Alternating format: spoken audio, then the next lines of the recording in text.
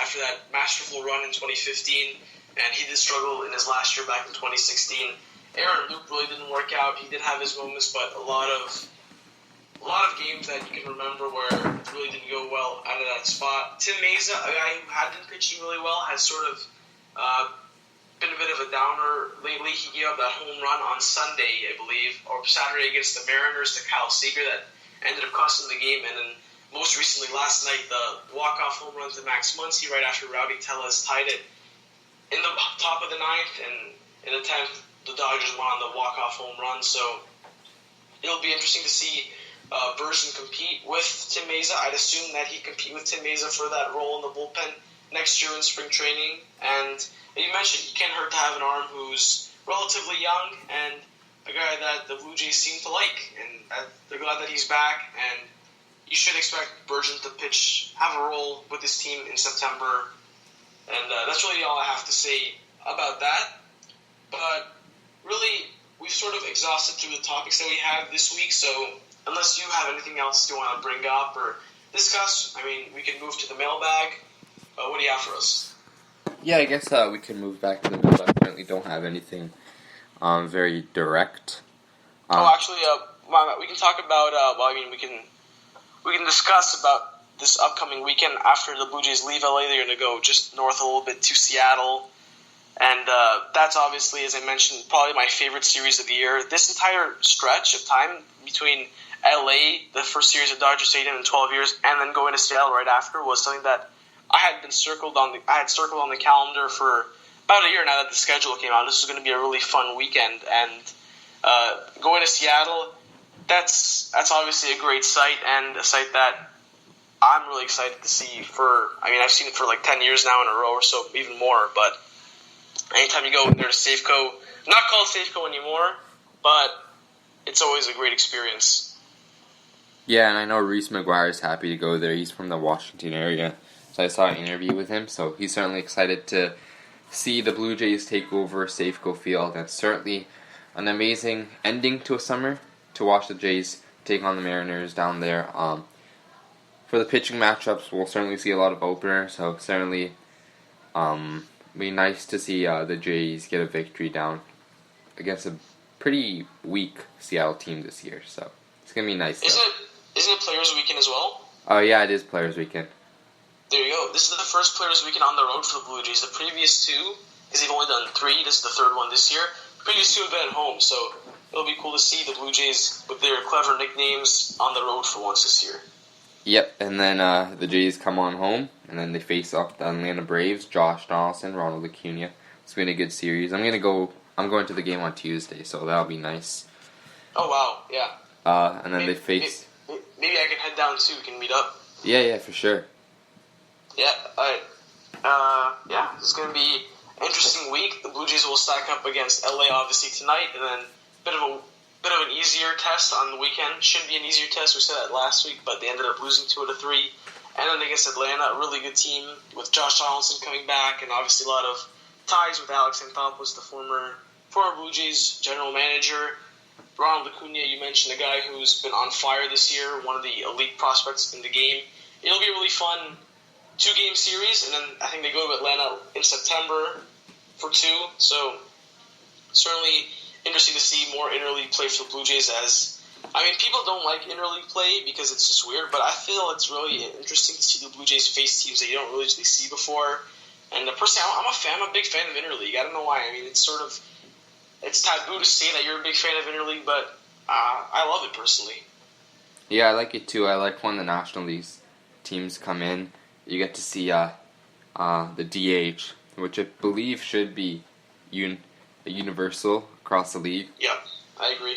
So it's going to be nice to see the Braves in Ronald Acuna. And speaking about Ronald Acuna, I was asked this question on Twitter. It's like, if you could have any player, position, or pitcher on your favorite team right now, take their contract and everything, who would you have?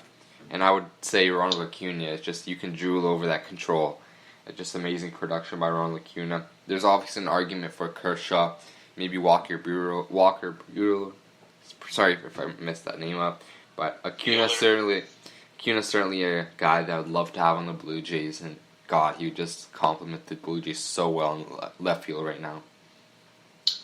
I mean, absolutely. And he's had a lights-out year this year in all aspects of the game. I believe he's got a WAR just north of 5, which is obviously very good. I could easily see an MVP coming for Ronald Acuna Jr. as soon as next year, really. And I think the only reason why you haven't heard his name mentioned in MVP talk this year is just how awesome Cody Bellinger and Christian Yelich have been. I mean, it's really Belly or Yeldy at this point, but hopefully next year, I think Acuna can really take that leap into the MVP conversation. He's been super fun to watch this year, and he's been super fun to watch ever since he got called up last year. He's a guy who, I mean, if you're the Blue Jays fans, you're really hoping that Vlad or Bo can take that leap into the second year and have a Ronald Acuna-like year this year. Yeah, so next year's going to be certainly super fun. Gurriel, if he keeps the production up. Vladdy's going to have a really key year to this team next year. Certainly can bounce back. He's certainly not having a bad season, but what fans want from him, if he could give a Ronald Acuna season for the Blue Jays, Bo Bichette certainly might be an all-star player next year for the Jays. If Teoscar could certainly come in, maybe produce a little more. Derek Fisher, if he could put his in potential and cap it up. And maybe if the Jays bring in a guy, maybe an Anthony Rendon, maybe a Marcell Ozuna, and we'll add to this team. So it's going to be a fun year, but the Vladdy Jr. and the Acuna battle on Tuesday night and then Wednesday night for a 2-game is going to be certainly fun to watch. Yeah, absolutely. And you know what? It's going to be fun. We're going to do the mailbag right now. We're going to hear all our listeners' opinions, and Blue Jays fans, make sure you follow our account at Blue Jays Wave on Instagram. Been running since October 2014. Get us to 60K, please. Tell your friends who don't follow us. And, just do that. So we're going to hear what you say right now. And Mo, bring out the mailbag. So first question comes from Charlie_Sean11. Is there a possibility that Pearson could be up in September?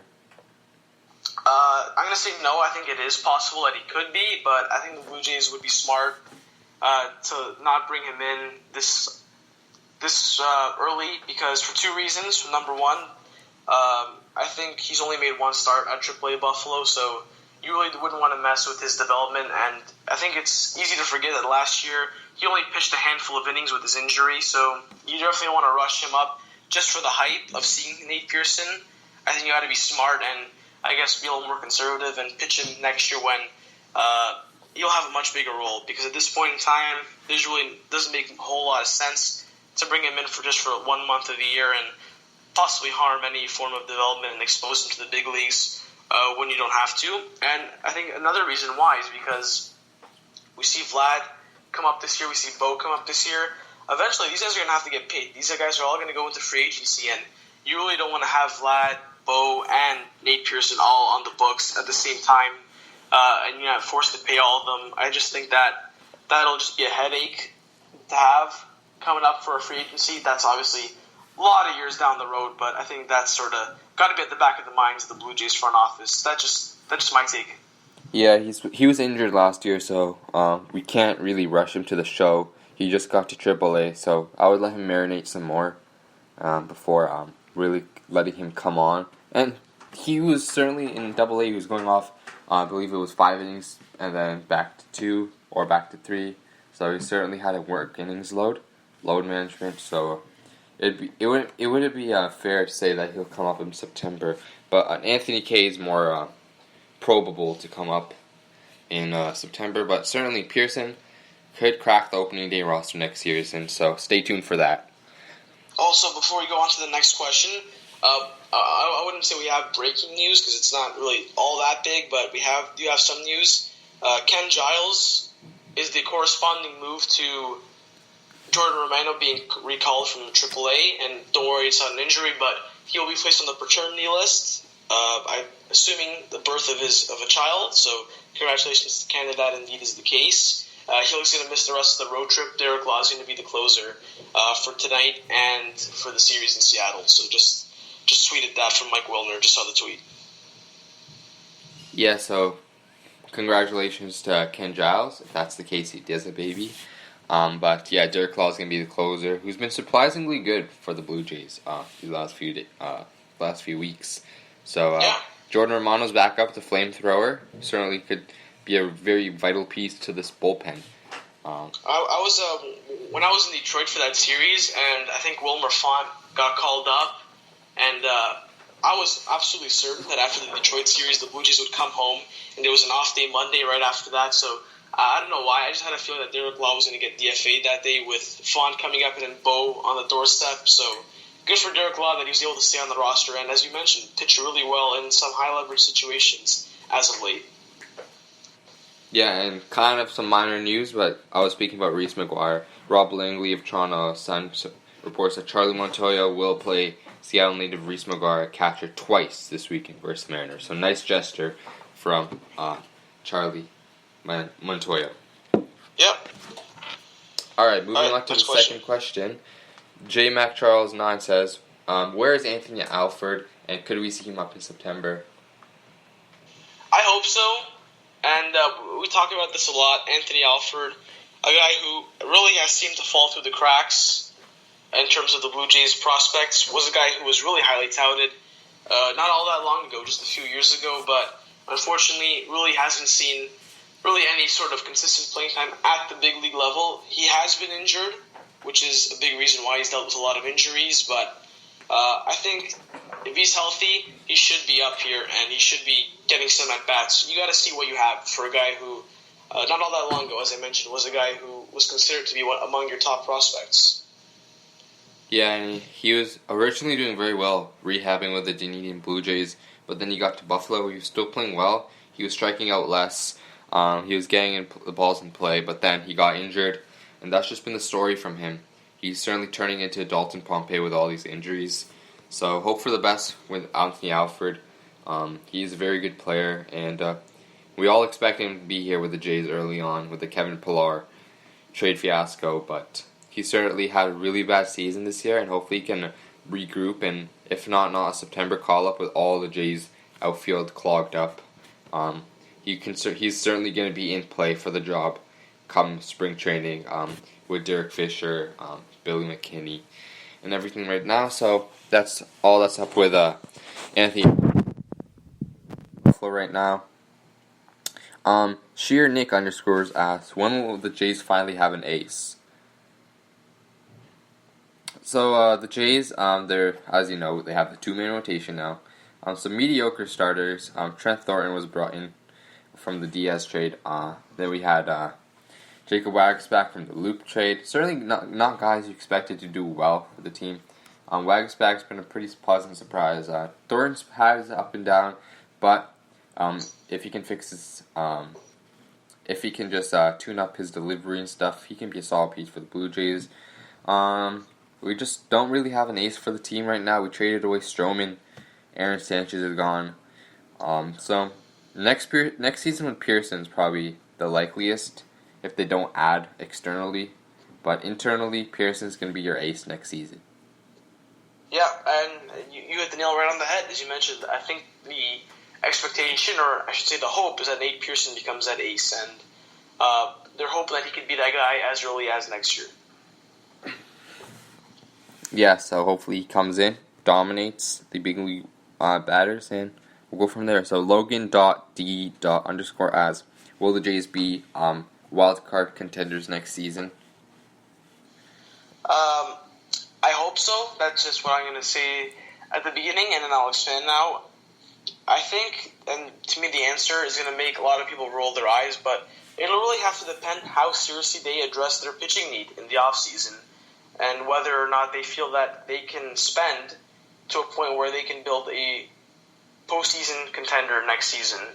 And if the Blue Jays feel that they would rather hold on to that money to a year where they're more likely to contend and they're a lot more likely to be a proven contender, that could also be a possibility. But if the Blue Jays go out this offseason, Garrett Cole, the likelihood of him ever coming to Toronto is slim, even if they put in a good offer for them. But I think if they bring in a couple of veteran pitchers like an Odorizzi, like a Zach Wheeler, then I think you could make a legitimate case that the Blue Jays have a shot at the wild card. Offensively, these rookies, these guys who have been hitting really well, are going to need to take that next step and be turned from, like, right now they're great players, but really do that for a whole season. We've got to see them do that because